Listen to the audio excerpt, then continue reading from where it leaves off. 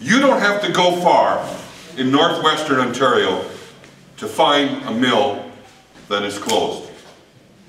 And every time you find one of those mills, you find a whole community that has been impacted. You find families that are suffering.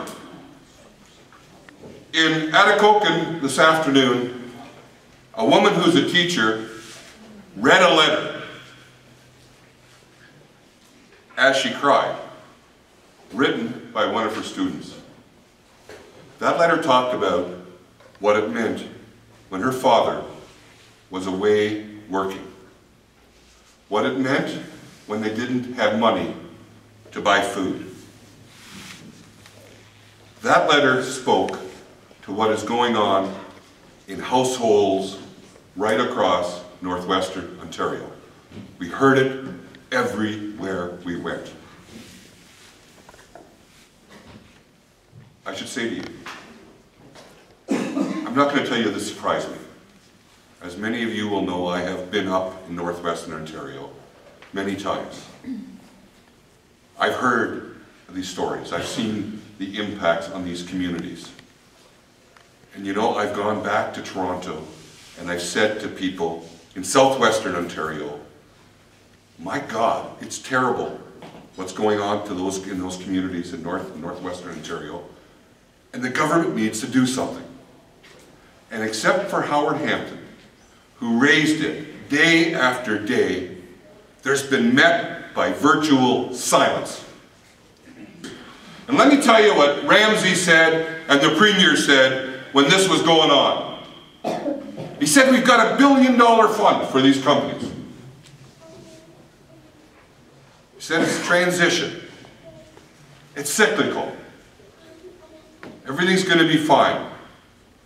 You guys should quit raising people's fears. Well, you know what? It's not fine. It never was going to be fine.